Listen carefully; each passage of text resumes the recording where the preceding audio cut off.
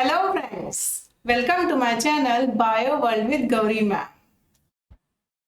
Doctor Homi Bhabha बाल वैज्ञानिक competition standard 9 कल आपकी प्रैक्टिकल की एग्जाम है ना। आप सब लोग काफी एक्साइटेड हो, आपकी कमेंट्स से ही मुझे पता चल रहा है। और इतने पैनिक क्यों हो रहे हो? पैनिक नहीं होना है, टेंशन नहीं लेना है। कट ऑफ के बारे में इतना तो मतलब कट ऑफ के बारे में हमें सोचना ही नहीं है। हमारे हाथ में क्या है? हमारे हाथ में पढ़ाई करना है, हमारे हाथ में कल टाइम पर सेंटर पर पहुंचना है। वहां पर सारी चीजें रखी हुई रहेगी, उससे देखकर वहां पर अच्छे से प्रैक्टिकल परफॉर्म करना है ना। और अगर दूसरी सिटी में जा रहे हो तो प्रैक्टिकल एग्जाम के बाद वो सिटी देखकर भी आना, चलेगा ना। बिल्कुल भी पैनिक मत हो। आपने अच्छे से पढ़ाई की है, फर्स्ट लेवल क्वालिफाई करके आए हो, तो इतना क्यों डर रहे हो? सबसे पहले ये डर दिमाग से निकाल देना है। बिल्कुल पॉजिटिव एटीट्यूड से आपको कल के एग्जाम के लिए जाना है। करोगे ना? कट ऑफ के बारे में बिल्कुल मत सोचो, कट ऑफ के बारे में बिल्कुल टेंशन मत लो, वो बाद में हो जाएगा अपने आप, ठीक है। चलो आज के वीडियो में हम देखने जा रहे हैं आपका पेपर पैटर्न कैसा है, what care to be taken and how to write answers. चले पेपर पैटर्न की बात करो तो आपको यहाँ पर 3 एक्सपेरिमेंट्स परफॉर्म करने हैं। एक एक्सपेरिमेंट आएगा फिजिक्स से, एक केमिस्ट्री से और एक बायोलॉजी से। हर एक्सपेरिमेंट के लिए 10 मार्क्स, 10 मिनट का समय है and every subject will have separate answer sheet. Separate laboratory में आपके फिजिक्स, केमिस्ट्री और बायोलॉजी के एक्सपेरिमेंट डिजाइन किए हुए रहेंगे। सेपरेट आंसर शीट आपको मिलने वाली है और आपको उसी लैबोरेटरी में वो आंसर शीट सबमिट करके आगे जाना है। तो ध्यान रखो, फिजिक्स का एक्सपेरिमेंट जब परफॉर्म कर रहे हो तभी के तभी उसके आंसर्स वहां लिखने हैं, क्योंकि जब आप केमिस्ट्री के लिए जा रहे हो तब आपके पास कोई आंसर शीट रहने वाली नहीं है। तो जैसे हमने शुरू से डिसाइड किया, जब भी ऑब्जर्वेशन मिला लिख दिया, जब भी रिजल्ट्स आए नोट डाउन कर लिए, जो भी कैलकुलेशन किया आंसर लिख दिया। उसी प्रैक्टिस को जारी रखते हुए आपको कल ये एक्सपेरिमेंट्स परफॉर्म करके वहां पर ऑब्जर्वेशंस लिखने हैं, ठीक है। सिंपल है और ये हमारे लिए अच्छी बात है कि एक बार सबमिट कर दिया उसका काम खत्म, आगे के एक्सपेरिमेंट के लिए कंसंट्रेट करने के लिए हम फ्री हो गए।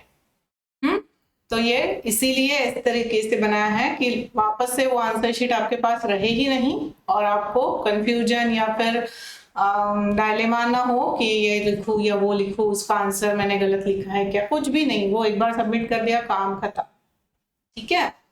फ्रेश माइंड से आप नेक्स्ट एक्सपेरिमेंट के लिए जा सकते हैं। अब देखो फिजिक्स का एक एक्सपेरिमेंट जिसमें एपरेटस ऑलरेडी वहां पर अरेंज किए हुए रहेंगे टेबल पर। प्रैक्टिकल स्लिप आपको दी जाएगी जिसमें आपको प्रॉपरली रीड करना है। स्लिप के ऊपर क्या क्या लिखा हुआ रहेगा देखो, name of the experiment will be written, the procedure to be followed, expected observations and questions to be answered. तो ये सारी चीजें तो आपको लिख के दी है। आपसे ज्यादा टेंशन तो इंस्टीट्यूट को आना चाहिए, उनको ये सब लिख के देना है। आप क्यों डर रहे हो इतना? आप डरो मत, सारी चीजें इंस्टीट्यूट ने ऑलरेडी लिख के दी है, बस वहां जाना है और प्रोसीजर फॉलो करके एक्सपेरिमेंट को परफॉर्म करना है।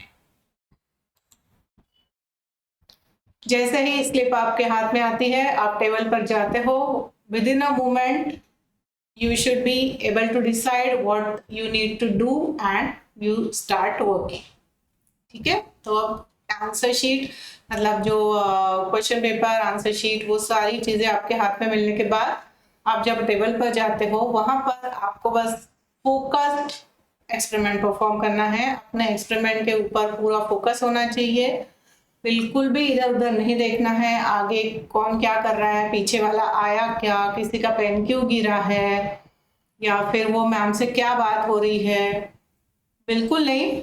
हम सब कुछ लेकर आए हैं और अपने को अपना एक्सपेरिमेंट परफॉर्म करना है, ठीक है, सिंपल है। और with in a moment you should be work with the things, right. जो भी apparatus वहां रखे हैं उन्हें केयरफुली हैंडल करना। ऑब्जर्वेशंस जब लिख रहे हो तब यूनिट्स लिखना मत भूलना, पूरे यूनिट्स लिखने हैं। और जैसे मैं आपको फिर से याद दिला रही हूँ, तभी का तभी लिखना है, बाद में मैं इसके यूनिट लिखूंगा, अभी मैं नंबर्स लिख के आता हूँ, इसे कुछ नहीं करना है। जो करना है अभी करना है। राइट योर ऑब्जर्वेशंस ओनली, कुछ कहानी, कुछ थ्योरम, कुछ लॉ, कुछ भी नहीं लिखना है। जो भी ऑब्जर्वेशंस है वही लिखने हैं। Concentrate on your experiment and be fast, accurate and skillful. अब यहाँ पर सारी चीजें इंस्टीट्यूट ने दी हुई है, प्रोसीजर, ऑब्जर्वेशन, सारे अपरेटस रखे हैं। तो अभी आपका जो है स्किलफुल वर्क वहां पर देखा जाएगा। आप जो भी अपरेटस है लिया, यूज किया, वापस से उसी जगह पर रखा क्या, ठीक से रखा क्या, उसका हैंडलिंग कैसे कर रहे हो, ऑब्जर्वेशन लेते समय आप एग्जैक्ट मेजरमेंट्स ले रहे हो या नहीं ले रहे हो, ये सारी चीजें वहां पर देखी जाएगी। तो आपको ये सब ठीक से एक्यूरेट करना है। आगे देखो, आगे की लैब में आप जाओगे तब केमिस्ट्री का एक्सपेरिमेंट है आपके सामने। यहाँ पर भी apparatus already arranged on table. Practical slip will be given to you. Procedure, observation, questions, all things will be written on the practical slip. यहाँ पर apparatus ठीक से हैंडल करने हैं। हो सकता है कुछ केमिकल्स हो, कुछ हार्मफुल केमिकल्स यहाँ पर यूज नहीं होता है। सारे केमिकल्स नॉर्मल ही रहते हैं जो आप यूज कर पाओ। आपको जो ध्यान रखना है वो वही है, वापस से हैंडलिंग स्किलफुल होना चाहिए। And do not contaminate the chemicals at source. मतलब जो स्पैचुला है, या स्पैचुला मतलब जो चम्मच की तरह होता है, स्पून की तरह होता है, लैबोरेटरी में यूज करते हैं, उसे स्पैचुला कहा जाता है। तो स्पैचुला को एक केमिकल में डाला, उसी स्पैचुला को दूसरे केमिकल में डाला, वैसे नहीं करना है। ठीक है। या फिर स्पून रखा है या फिर ड्रॉपर है वहां पर, तो ड्रॉपर से एक एसिड बेस्ड टाइट्रेशन कर रहे हो या फिर एसिड बेस्ड इंडिकेटर यूज कर रहे हो, तो एक इंडिकेटर का ड्रॉपर दूसरे इंडिकेटर के ड्रॉपर में डाल दिया, इस तरीके की बातें नहीं करनी है। बॉटल के कैप्स हो सकते हैं वहां पर, तो जिस बॉटल का जो कैप लिया था वहीं पे रखना है। ठीक है, तो सब कर पाओगे। I am confident about all of you. बस ध्यान से करना है, फोकस करना है, वहां पर कंफ्यूज नहीं होना है। और जब का तभी करना है। अभी बॉटल को लिया, ऐड कर दिया केमिकल, वापस से बॉटल रख दी, कैप भी लगा के रख दी। सारे कैप निकाल के रखोगे और फिर बाद में देखोगे किसका क्या कैप है, तो उसमें का 1 मिनट निकल जाएगा और टाइम का बहुत लिमिटेशन है अपने पास। सो जब का तब कर देना, सॉर्ट आउट कर देना वो सारा एक्सपेरिमेंट और आगे चलते जाना। तो ये सारी चीजें हुई केमिस्ट्री के बारे में। अब आते हैं बायोलॉजी के लिए। बायोलॉजी के लिए भी एक एक्सपेरिमेंट है जिसमें 10 क्वेश्चंस रहेंगे। बायोलॉजी के प्रैक्टिकल में 10 टेबल पर 10 क्वेश्चंस या स्पेसिमेंस रखे हुए रहेंगे। ये प्रैक्टिकल रोटेशन में होगा। तो जैसे ही आप अंदर जाते हो, जरूरी नहीं है कि आपको फर्स्ट वाला टेबल ही मिल जाए। According to your all ticket number, admit card का नंबर जो भी है, उसके हिसाब से हो सकता है आप 7th टेबल पर चले जाओ सबसे पहले अंदर जाते हुए, फिर 8, 9, 10, फिर 1, 2, 3, 4, 5, 6, इस तरीके से आप रोटेशन में सारे क्वेश्चन सॉल्व करके बाहर आ जाओगे। बस इसमें आपको घबराने की कोई बात नहीं है। वहां पर टीचर्स होंगे, वो आपको बताएंगे आपका कहाँ पर आ रहा है नंबर, वहां जाके खड़े रहना, देखना टेबल नंबर क्या है, अपनी प्रैक्टिकल स्लिप पर देखना क्वेश्चन नंबर क्या है, उसका आंसर वहां पर लिख देना। सिंपल है, कुछ भी डरना नहीं है। सो 10 स्पेसिमेन या 10 एक्सपेरिमेंट्स है, 10 टेबल पर रखे हुए रहेंगे। Right the answers against the question number on the answer sheet. Make sure your question number while writing answers. Specimen को प्रॉपरली ऑब्जर्व करना है, जो क्वेश्चन पूछा है वो प्रॉपरली रीड करना है और आपको आंसर 1 वर्ड या फिर ग्रुप ऑफ वर्ड्स में लिखना है। This is not only true for biology, even for chemistry, even for physics, आपको एक वर्ड में आंसर लिखना एक्सपेक्टेड है या फिर ग्रुप ऑफ वर्ड्स में। यहाँ पर आपको कुछ भी फॉर्मूला नहीं, लॉ नहीं लिखना है या फिर कुछ डिस्क्रिप्टिव नहीं लिखना है। बायोलॉजी में आपको कहीं पर भी डायग्राम एक्सपेक्ट नहीं करते हैं, डायग्राम वहाँ पर रखी हुई रहेंगी।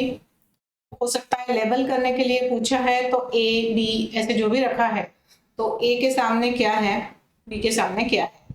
ठीक है, हमने सॉल्व किए हुए हैं इस तरीके के क्वेश्चंस, आपने देखे हुए हैं वो, तो इसलिए बस वो वर्ड प्रॉपरली लिखना है, स्पेलिंग का ध्यान रखना है, गलत स्पेलिंग मत लिखना। ठीक है, yes, no diagrams to be drawn, observe the specimen, write the answer. ये चीज हमें करनी है बायोलॉजी सेक्शन के लिए। ठीक है, करोगे?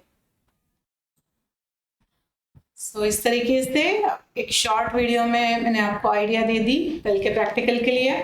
अच्छे से परफॉर्म करना, और at the end of practical जब आप बाहर आते हो तब मुझे आप मैसेज कर देना कौन से क्वेश्चंस आए थे, तो हम लोग कल शाम को डिस्कस करेंगे कैसे आंसर्स बनते हैं, कौन से क्वेश्चंस आए थे।